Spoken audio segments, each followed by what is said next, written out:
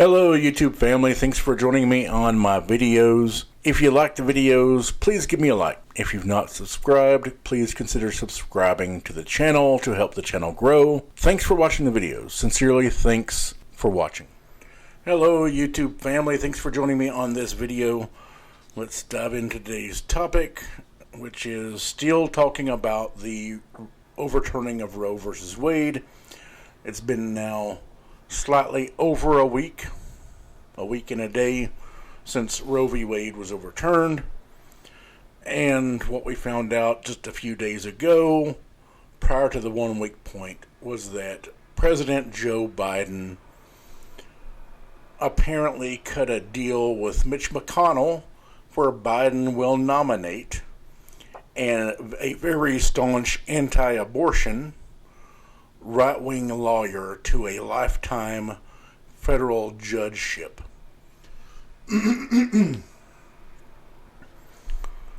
It's still unclear exactly what was going on with the deal between Mitch McConnell and Joe Biden, and there's talk of Mitch McConnell agreeing to not block appointments of Biden as long as he agrees to this appointment of this right-wing lawyer in Kentucky.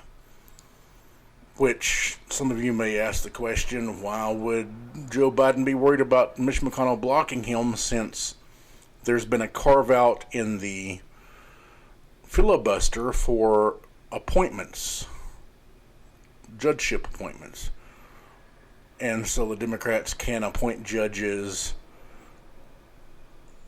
on their own without worrying about Republican interference. And possibly that's due to Patrick Leahy being hospitalized. And currently, Democratic Senator Patrick Leahy is hospitalized. He's not available to vote in the Senate. So technically right now, even with Kamala Harris's one vote as president of the Senate being vice president, that still leaves it at a 50-50 split. Possibly it's Biden anticipating Republicans gaining control in the midterms this year, and then come January next year, we'll end up with a Republican-controlled Senate. And perhaps the notion is making a deal with McConnell so McConnell doesn't block judgeship appointments for the second half of the Biden presidential administration, which to that I would say, why would you trust Mitch McConnell at his word on anything? But it's Joe Biden, and Joe Biden seems delusional in the idea that he and Democrats and Republicans want something good for America, which isn't true. The two parties primarily want what's good for them and for their donors, and that's about it. But about the appointment, the USA Today reported that a White House email to Kentucky's governor, Andy Beshear, indicates the nomination to a lifetime federal judgeship for anti-abortion right-wing lawyer Chad Meredith in the state of Kentucky. And it's indicated, according to the USA Today, that Biden struck this deal with Mitch McConnell the day prior to Roe versus Wade being overturned. That the email indicated the deal had been made on June 23rd, and the Roe versus Wade decision was overturned on June 24th. And the thing is, there's not even a judgeship open. There's not a federal judge position open in the part of Kentucky where Biden's agreed to do this. So basically, there are no open seats. Once one does become open, it's already been filled by this Chad Meredith guy, who was the former Solicitor General for Kentucky. He was a very close associate and ally of the former very staunchly right-wing governor, Bevin, the one that Andy Bashir defeated, the one who lost all hope of being able to be reelected. He really turned the whole state against him. And so this is a lifetime judgeship appointment that Joe Biden is making in this deal with McConnell. There's also talk about some agreement for Mitch McConnell to help this semiconductor deal go through, which is a legislative package that would earmark $50 billion with a B, for semiconductors, basically going to extremely wealthy tech companies for semiconductors. And I mean, we're talking about companies that make obscenely large profits as it is. They don't need $50 billion of yours and my tax money. But this is what politicians do. When I say corporate politicians, I'm talking about the vast majority of Democrats and 100% of Republicans are corporate politicians. That is, they get most of their donations to their campaigns from corporations, from multimillionaires and billionaires who are buying votes, who are buying legislation, who are paying money to make sure they get protected, to make sure they get to keep all the money. And in instances like this, when I talk about corporate handouts, this $50 billion piece of legislation is a corporate handout. It's handing $50 billion of tax money to wealthy companies who already have enough money. If they want to do more research into semiconductors, they can do it. But why would they when they've bought the politicians? As far as the semiconductor bill, I don't buy that Mitch McConnell would think that anyway, because the Republican Party also is on the take from these corporations. They're not going to bite the hand that feeds them. That is the hand that fills their campaign coffers. That bill is going to go through, and I'm sure you'll have someone moronic like Joe Biden hold it up to say, hey, this is bipartisanship, this is a bipartisan bill I passed. Yeah, of course it is. You and other corporate Democrats and corporate Republicans are handing money to your donors. We don't doubt that you'll do that. We don't doubt your ability to accomplish that. And you have John Yarmouth, a Democrat representative from Kentucky, who made the following comment: the last thing we need is another extremist on the bench, which I can completely agree with. The last thing we need are more right-wing extremists holding judgeships. That's one of the things that's really destroying and dividing this country right now. Chad Meredith, the Republican lawyer in Kentucky, who's going to be awaiting a seat to come open that he can go take this lifetime appointment to. He's represented numerous Republican attempts to limit abortion, and during the COVID pandemic, he fought tirelessly against simple health measures during COVID, such as mask mandates. Andy Bashir, the governor in Kentucky, is a Democrat, and during COVID, he put in mask mandates. He put in restrictions for people to stay home, for businesses to close down.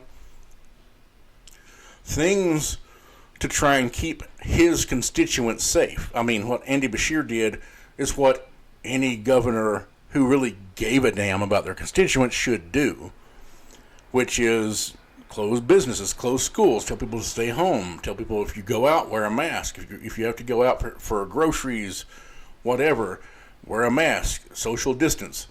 He enforced these measures in Kentucky, and you had this Chad Meredith guy who was litigating, trying to legally fight against these measures because that's what Republicans decided to do during COVID, is to fight the attempts to keep people safe, to keep people from dying at the rate they were.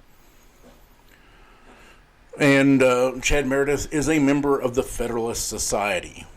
If you're watching my channel, I presume you know who the Federalist Society is. It's a group of very staunch right-wing religious ideologues who have been handing names over to Republicans for judgeships. They're the ones who are the protectors of the names of people they want to have on federal courts. And as we saw during the Trump administration, I mean, every judge Trump nominated came from the Federalist Society.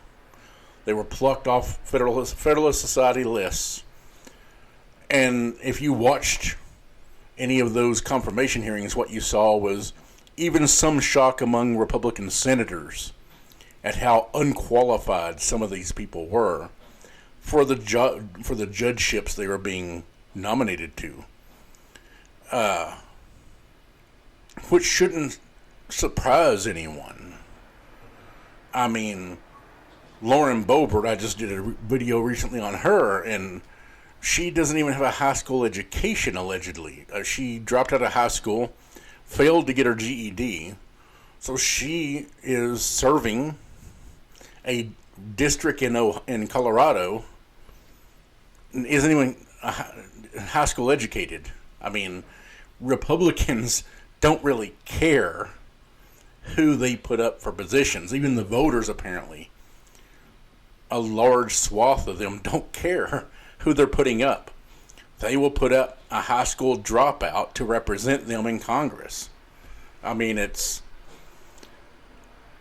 would be hilarious if it wasn't so sad, because these are people making decisions for this country. I mean, Lauren Boebert isn't doing anything in Congress. All she's trying to do is get more popular on Twitter and Instagram, trying to run out and get a speaking engagement anywhere she can, whether at live events, on cable news.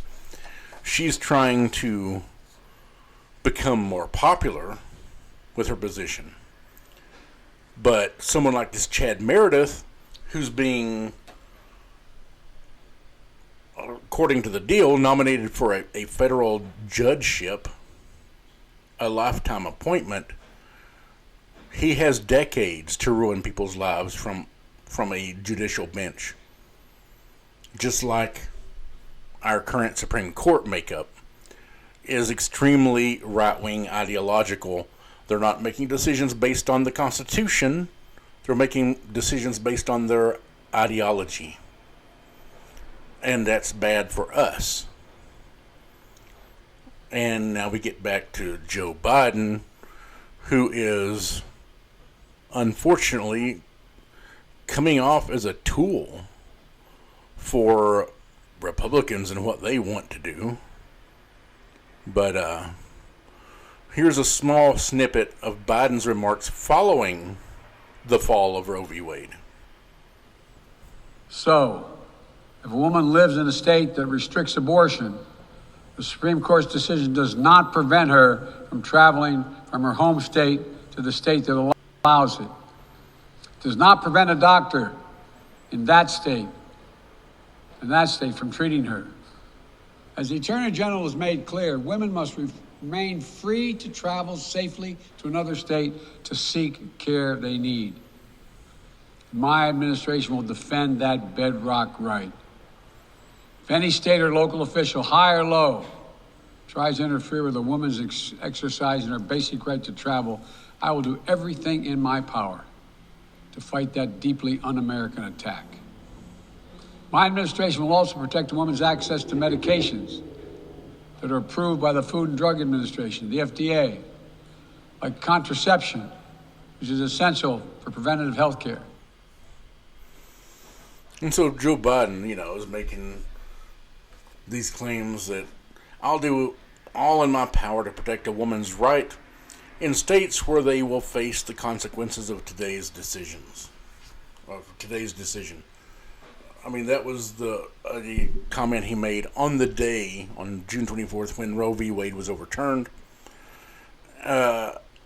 And then we're seeing less than a week later that not really, Joe Biden is not really going to do all in his power in defense of women's rights.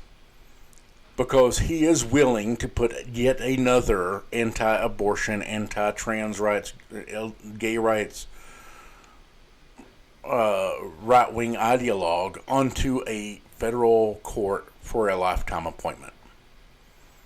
Joe Biden has seemingly no concept of optics on how bad this looks, not just for him, but for the Democrat Party, to give up these empty words to try and assuage Democrat voters while being in the process of doing the exact opposite, substantially the exact opposite, because the words mean nothing without action, without effort. And what we've seen from Joe Biden, Kamala Harris, Nancy Pelosi, they have no plan, they have no action in mind. There's nothing they are going to do with this Roe versus Wade decision other than try and raise more money, get more money into their campaign, into their party's coffers. But less than a week after Roe versus Wade is overturned, this is what Biden is willing to let come out in the news. It's insane. You've got people protesting all over the country. And I absolutely 100% support protests. Protesters are what hopefully will save this country, because politicians aren't going to. In case you haven't realized it yet, Joe Biden, Kamala Harris, Nancy Pelosi, Chuck Schumer, all these right of center corporate Democrats, they aren't going to save us from what the Republicans are trying to do, which is turn this country into a right-wing ideologue fascist state. It will be protesters. It will be people getting pissed off enough to drive people out to polls to vote these corporate politicians who are in the pockets of wealthy and people and big business out of office, and to start putting people in office like the AOCs, the Ilhan Omars, the Cori Bushes, people who don't take the bribe money. And that's what, if you get anything from my channel, that's what I want you to get. We need to start promoting people who don't take the bribe money. People whose campaigns are completely grassroots. They put in the legwork, they put in the footwork, going door to door, talking to people individually, saying, this is who I am, this is what I support, and getting $5 here, $10 there, $50 there, where they end up with an average of $20 to $30 that they're getting per person donating to their campaign, as opposed to the Joe Manchins and Kirsten Sinemas who will go to a single fundraiser and walk away with half a $1,000,000 or more in campaign donations. People like Joe Manchin, Kirsten Sinema, Nancy Pelosi, Joe Biden, they aren't willing to do the work. They do it the lazy way by selling themselves out to corporations and to billionaires, and doing the bidding of those people that give them all that money. The money comes at a price, and the price is they can't do anything for you and I, for average Americans, if they're serving corporate masters, which is what most politicians are doing, whether Democrat or Republican. I say most. Most Democrats, the vast majority, you've got maybe 14 to 20 Democrats in Congress who are doing the people's work. The rest aren't. Out of Republicans, 100% are on the take. And as far as Republicans go, that's getting worse. I mean, you've got the Lauren Boeberts and the Greens, Marjorie Taylor Greens, the Matt Gateses, who absolutely will do whatever corporations want, just keep giving me the money, is the way they look at it. And then we have, right now, Democrats control the House, the Senate, and the White House. They're doing nothing. Even in that speech I played with you, Joe Biden's been a part of it saying, oh, elections are coming up, vote for Democrats. So we'll do something. And you have people saying, no, you have control right now. Do something now. And that's what Joe Biden and the Democrats don't seem to get. I mean, possibly this Roe versus Wade decision will rile people up, and they'll stay riled up all the way to November, and we'll have some massive turnout that will keep Democrats from suffering a bloodbath loss in the midterms. But most likely, Democrats are losing the House. And even though it's a favorable Senate map for Democrats, they could still lose the Senate. I mean, the Senate makeup is favorable in general to Republicans because there are so many very, very, very deeply red Republican states that are extremely low population, but they still get 2 senators apiece. But Joe Biden, in doing things like this, less than a week after Roe versus Wade, apparently the day before the decision came out, which we all knew it was coming out because the majority decision had been leaked a month prior. The day before the decision drops, Joe Biden cuts a deal with Mitch McConnell to put yet another religiously right-wing ideologue onto a federal judgeship bench that is a lifetime appointment. And it's things like that that will cause some people to say, why bother voting? You know, I'm not going to get anything I want from Republicans. Apparently, I'm not going to get anything I want from Democrats, so why show up? I don't care who wins. That's what you're going to get from a lot of people because of what Joe Biden is doing, and he don't seem to realize it. He does not seem to realize the simple thing of how easy it would be to get people to decide to show up and vote for you. I mean, honestly, in the 2020 election, if Donald Trump just would have put some effort into trying to fight COVID, into doing some of the right things, he may have won the 2020 election. It doesn't take that much for people to say, well, I'll vote for this guy. But Donald Trump's ignorance couldn't allow him to do that.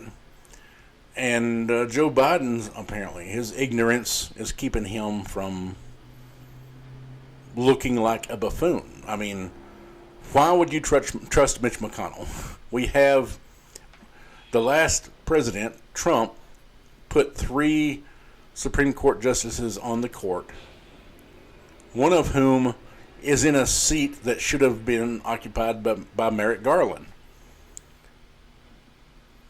I mean, Merrick Garland isn't necessarily somebody I would choose to put on the court because I believe his ideology is somewhere right of mine. But he would be better than Gorsuch or Kavanaugh or Barrett. But Neil Gorsuch is sitting in a seat that should be occupied by Merrick Garland because a Supreme Court Justice, Antonin Scalia, died. Barack Obama nominated Merrick Garland for the job, and Mitch McConnell, as the leader, the majority leader in the Senate, said, we're not going to hold confirmation hearings. We'll wait till after the election and hope that a Republican wins, and a Republican did happen to win that election. So that seat by itself went because of the actions of Mitch McConnell, who claimed that we're not going to hold confirmation hearings when it's less than a year before an election. That seat ended up being held open for over a year. But at the time Merrick Garland got nominated, it was less than a year till the election. And then Mitch McConnell turned around and bragged in speeches to right-wing groups that if a Supreme Court seat came vacant in the waning months of the Trump administration, he would not hesitate to fill it.